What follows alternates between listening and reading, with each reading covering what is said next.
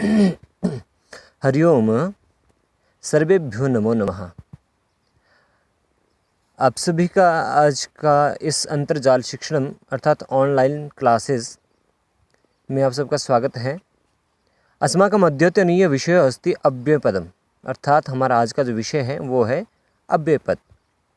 अव्ययपद क्या होते हैं, भाषा में उनका क्या महत्व है और उनको किस प्रकार से प्रयोग किया जाता है, आज हम इस विषय में जानेंगे।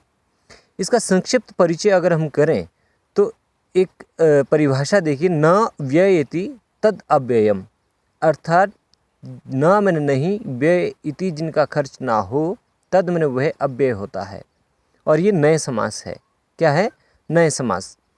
अर्थात जिस पद का, यस्य पदस्य केन प्रकारेण अपि व्ययम न भवति तत्र केन प्रकारेण अपि विकार न भवति, अर्थात जिस पद में किसी भी प्रकार से विकार नहीं होता है, उसके स्वरूप में बदलाव नहीं होता है, उसे अव्यय पद कहा जाता है।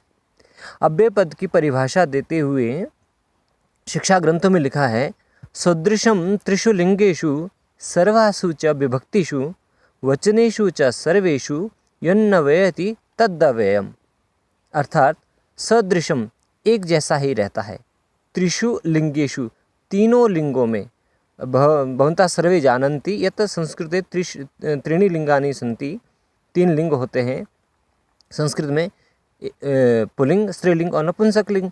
तो सदृशम त्रिषु लिंगेषु, तीनों लिंगों में जो एक जैसा रहता हो, सर्वासु च विभक्तिषु, और सभी विभक्तियों में, अर्थात कारक की विभक्तियों में, कारक की सातों विभक्तियों में जिसका स्वरूप नहीं बदलता है, वचनेषु च सर्वेषु, और किसी भी प्रकार से उसका वचन नहीं बदलता है, अर्थात एक वचन, द्विवचन, बहुवचन, इस प्रकार से उसके स्वरूप में बदलाव नहीं आता है।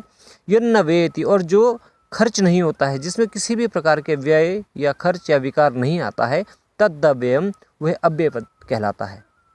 परिभाषा में हमने इसे जान लिया है कि जो सभी तीनों लिंगों में, सभी विभक्तियों में, सभी वचनों में जो विकार रहित रहता है, जो व्यय नहीं होता है, खर्च नहीं होता है, वो अव्यय पद कहलाता है। लेकिन अब इसको विशद रूप में हम उदाहरण के रूप में देखेंगे। यथा मतलब जैसे, ये यथा अपने आप में अव्यय पद है, इसका आगे मैं आपको बता रहा हूँ। इसको हम क्लॉकवाइज, यानी कि यथा घट्टिका चलती, जैसे घड़ी चलती है उस प्रकार से पढ़ेंगे। आप स्वयं भी अभ्यास करेंगे। यथा, तथा, सर्वथा, अन्यथा, मैंने इनको वर्गीकृत किया है, समूहकृत किया करने का प्रयास किया है। यथा जैसे, तथा वैसे, सर्वथा हर प्रकार से, अन्यथा। अब हम इन पदों को, इन पदों को हम इस परिभाषा के आधार पर देख लेते हैं। क्या ये किम एते अव्यय पदानि सन्ति वा न, क्या ये अव्यय पद है कि नहीं।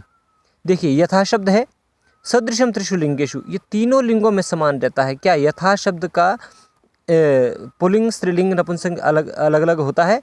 नहीं होता है, अर्थात ये तीनों लिंगों में समान रहता है।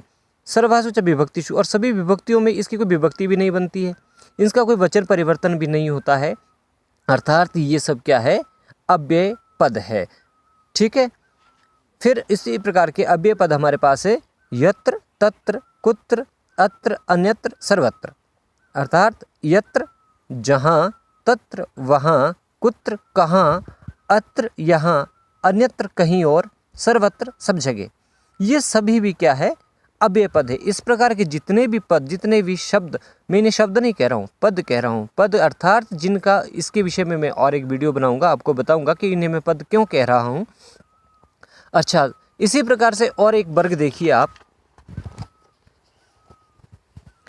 यदा, हालांकि ये मैंने पंचभुज बनाया है, ये वर्ग नहीं है, लेकिन यह वर्ग से मेरा अभिप्राय है, इनके समूह से, इनके परिवार से। यदा, तदा, कदा, एकदा, सर्वदा। फिर से आप पढ़ेंगे, पुनः पठिष्यन्ति भवन्तः। यदा, तदा, कदा, एकदा, सर्वदा।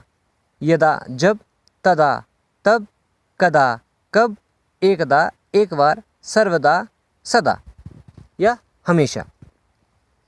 हमने ये सब जाना, और इस प्रकार से ये अव्यय पद कितने प्रकार के होते हैं और किस किस प्रकार के हो सकते हैं, इसके विषय में तो हम और पढ़ेंगे। लेकिन अब हम इस प्रकार के अन्य कुछ विषयों, अन्य कुछ पदों के बारे में जानेंगे, जैसे अद्य, आज, श्वः, आने वाला, कल, ह्यः इत्यादि। आज, अद्य, श्वः, ह्यः, श्वः, परश्वः, परपरश्वः, ह्यः, परह्यः, परह्यः, परपरह्यः, अर्थात आज, आने वाला कल, उससे अगला कल, परसों नरसों जिसे हम कहते हैं, वो सब भी अव्यय पद में आते हैं। इसके अतिरिक्त कुछ और पद आते हैं, पुनः, अपि इत्यादि इत्यादि जो पद आते हैं वो भी सब क्या होते हैं, अव्यय पद कहलाते हैं। अब आपका कार्य क्या रह जाता है? अब आपका कार्य रह जाता है कि हम इसकी पुनः थोड़ा सा हम पुनरावलोकनम वयम करिष्यामः। एतस्य अव्ययपदम न व्ययति तदव्ययम, जो व्यय नहीं होता है, खर्च नहीं होता है, वो अव्यय कहलाता है। सदृशम त्रिषु लिंगेषु सर्वासु च विभक्तिषु, जो तीनों लिंगों में समान रहता है, सभी विभक्तियों में समान रहता है, सभी वचनों में समान रहता है, और जो खर्च नहीं होता, यद न व्ययति, जो खर्च नहीं होता, तद अव्ययम, वो अव्यय पद कहलाता है। अब इसके उदाहरण हमने पढ़े, इसको हम थोड़ा तेज पढ़ेंगे, तीव्रता लाएंगे, फिर उसको आराम से पढ़ेंगे। यथा, तथा, सर्वथा, अन्यथा, यथा, तथा, सर्वथा, अन्यथा, इससे इनको जिह्वाग्रवर्ती हम कर पाएंगे। अन्य से यत्र तत्र कुत्र अत्र अन्यत्र सर्वत्र, यत्र तत्र कुत्र अन्यत्र अत्र अन्यत्र सर्वत्र।